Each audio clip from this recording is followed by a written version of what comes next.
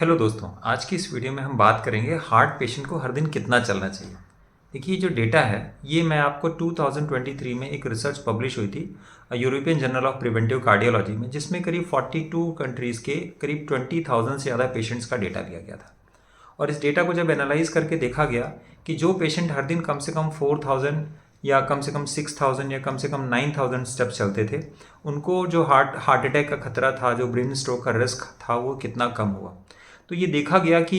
जो लोग लगभग हर दिन 6,000 या जो लोग हर दिन 9,000 स्टेप चलते थे, तो 6,000 स्टेप चलने वाले पेशेंट्स के अंदर लगभग ये देखा गया कि उनको ऐसे पेशेंट्स को लगभग 40% हार्ट अटैक और जो ब्रेन स्ट्रोक का खतरा होता है वो कम था। और जो पेशेंट्स लगभग 9,000 स्टेप चलते थे, उनको लगभग 50% हार्ट अटैक या ब्रेन स्ट्रोक का खतरा ऐसे पेशेंट्स को रिलेटिवली कम था। अगर हम बात करें नॉर्मली जो लोग 15 से 20 मिनट भी हर दिन पैदल चला करते थे, लगभग 4,000 कदम भी पैदल चला करते थे, उन पेशेंट्स को भी अगर हम एक आम आदमी से कंपेयर करके देखें, एक आम हार्ट के पेशेंट से बात करके देखें जिनको कि हार्ट अटैक का बहुत ज़्यादा खतरा होता है, तो रिलेटिवली ये रिस्क काफ़ी कम था। तो उस बेसिस पे अगर हम बात करें कि हर एक पेशेंट को, जो हार्ट के पेशेंट है खासतौर से, उनको हर दिन कितना वॉक करना चाहिए,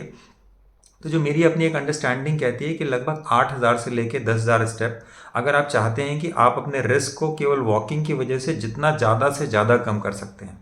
मतलब ये सोचिए कि जिन लोगों को लगता है कि मुझे हार्ट की बीमारी की वजह से हार्ट अटैक हो सकता है, तो केवल और केवल जितनी भी चीज़ें आप करने वाले हैं, केवल वॉकिंग एक ऐसी चीज़ है कि अगर आप हर दिन 8 से 10,000 कदम चलते हैं, तो आप अपने हार्ट अटैक के रिस्क को 50% कम कर देंगे। बाकी चीज़ें सब अलग हैं। आप अपने डाइट में काम करेंगे, वो और भी रिस्क को कम करेगा। आप सोने के टाइम को कम करेंगे, वो और भी कम करेगा। लेकिन केवल वॉकिंग एक ऐसी चीज़ है कि अगर आपने अपने वॉकिंग में सुधार कर लिया, कि अगर मैं हर दिन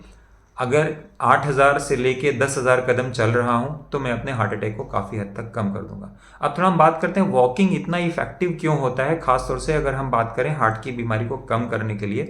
तो देखिए, वॉकिंग क्या है, एक एक लो पावर एक्सरसाइज है, लो इंटेंसिटी एक्सरसाइज है, जिसमें लो इंटेंसिटी वर्कआउट की अगर हम बात करें, एक लो इंटेंसिटी वर्कआउट है। नॉर्मली क्या होता है कि जब हम ज़्यादा तेज़ी से दौड़ते हैं या हम ज़्यादा डंबल्स उठाते हैं, जिसको हम हाई इंटेंसिटी वर्कआउट कहते हैं, इस प्रोसेस में क्या होता है, हमारी बॉडी में जो चीज़ बर्न होती है वो होती है कार्बोहाइड्रेट। हमारी बॉडी यूज़ करती है as a source of fuel. तो उसमें क्या होगा कि अगर कार्बोहाइड्रेट बर्न होगा, तो पहली बात तो आप उसको बहुत देर तक कर नहीं सकते। और अगर आप उसको करेंगे तो क्या होगा, थोड़ी देर बाद आप थक जाएंगे और उसके बाद आपकी बॉडी डिमांड करेगी कि मुझे भूख लगी, आपको क्रेविंग्स होंगी। लेकिन जब आप लो इंटेंसिटी वर्कआउट करते हैं, जैसे आप वॉकिंग करते हैं, तो वॉकिंग करने में क्या होगा कि लो इंटेंसिटी वर्कआउट में हमारी बॉडी जिसको यूज़ करती है as a source of fuel, वो होता है फैट। इसका मतलब ये है कि हमारे बॉडी में जो एक्स्ट्रा फैट डिपॉजिट है। अब हम बात करें उन पेशेंट्स की जिनको मोटापा है खासतौर से, तो अगर आपको मोटापा भी है, आपको डायबिटीज़ भी है, आपको हार्ट की बीमारी भी है, तो ये लो इंटेंसिटी वर्कआउट आपके शरीर में जो एक्स्ट्रा फैट पड़ा हुआ है, जिसको हम नॉर्मली विजरल फैट भी कहते हैं, जो आपके पेट के इर्द गिर्द, जो आपके कमर से लेकर के आपके गर्दन तक डिपॉजिट होकर रहता है, उस फैट को कम करने में आपके लो इंटेंसिटी वर्कआउट है बहुत ज़्यादा हेल्प करते हैं। फायदा ये होता है कि आपके हार्ट अटैक के, ब्रेन स्ट्रोक के रिस्क को कम करता है, आपके डायबिटीज़ को कंट्रोल करता है, ये आपके वेट को कंट्रोल करता है, और आपको इस वॉकिंग से क्रेविंग्स नहीं होती, जिससे आपको बाद में कुछ खाने की जो इच्छा होती है ना, वो आपको इच्छा भी नहीं होती। तो ऐसे पेशेंट्स को चाहिए कि आप वॉकिंग करें। वॉकिंग करने के साथ में जो सूक्ष्म व्यायाम होते हैं, पतंजलि के आप देखेंगे सूक्ष्म व्यायाम होते हैं, है ना, तो करीब करीब 10 से 15 मिनट के सूक्ष्म व्यायाम आप कर सकते हैं। तो ये व्यायाम क्या होते हैं, आप कुर्सी पे बैठ करके, आप बिस्तर पे बैठ के कर सकते हैं। और ये व्यायाम क्या करते हैं, आपके बॉडी में आपके हार्ट अटैक के रिस्क को, आपके ब्रेन स्ट्रोक के रिस्क को, आपकी हार्ट की बीमारी के रिस्क को, आपके ब्लॉकेज को कम करने में, इन हर चीज़ में आपकी मदद करते हैं। तो अगर एक मैं नेटशेल में बात करूं, हार्ट पेशेंट्स को कितना वॉक करना चाहिए, तो लगभग 8 से 10,000 कदम चलना चाहिए। जिन पेशेंट्स को चलने में पेन होता है, दर्द होता है, एंजाइना हो जाता है, वो लोग किसी डॉक्टर से एडवाइस लें, प्रॉपर मेडिकेशंस लें। जब आप ये मेडिकेशंस लेंगे, तो मेडिकेशंस लेने के बाद क्या होगा, आपका जो चेस्ट पेन है उसकी फ्रिक्वेंसी कम हो जाएगी। और जिन लोग को अगर पेन हो भी रहा है, अगर आप ये वॉकिंग कंटिन्यू करेंगे,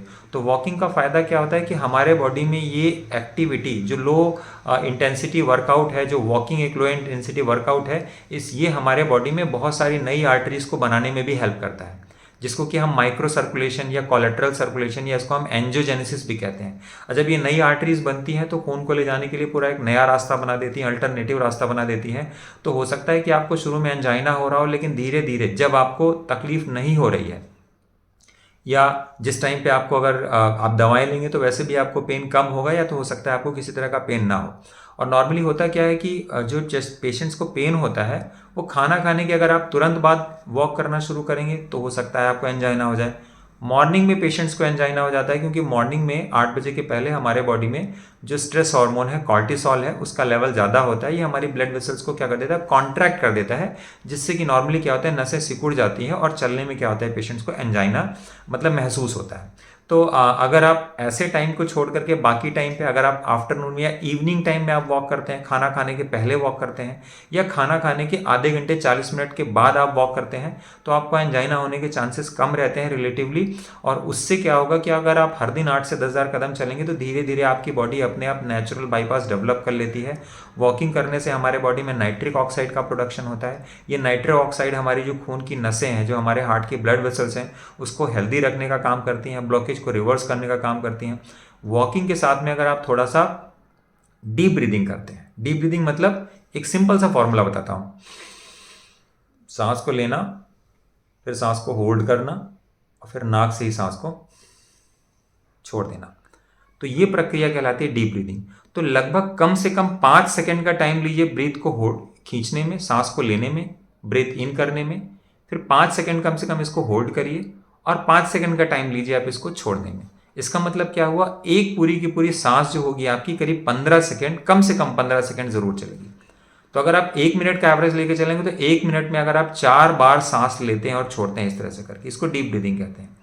तो ये एक बहुत अच्छी एक्टिविटी हो गई। तो अगर आप दिन में 1 से 2 बार भी अगर आप केवल और केवल अगर आप ये एक्टिविटी कर रहे हैं तो इससे हमारी बॉडी में इतना नाइट्रिक ऑक्साइड रिलीज होता है, हमारा हार्ट रेट लो हो जाता है, हमारे हार्ट को इतना रिलैक्स करने का मौका मिलता है। और ये आप कभी भी कर सकते हैं, आप अपने ऑफिस में बैठे हैं, आप घर पे बैठे हैं, आप टीवी देख रहे हैं, आपकी एक बार आदत पड़ गई तो धीरे धीरे क्या होगा, ये अपने आप आपकी ब्लॉकेज को रिवर्स करना, आपकी आर्टरीज को अच्छा करना और आपके हार्ट अटैक के और आपकी जो ब्रेन स्ट्रोक के खतरे हैं इसको कम करने में ज़रूर हेल्प करेगा। तो वॉकिंग के साथ में ये कुछ एडिशनल टिप्स हैं, अगर आप इसको फॉलो करेंगे तो ये आपकी बीमारी को कम करने में बहुत ज़्यादा हेल्प करेंगे।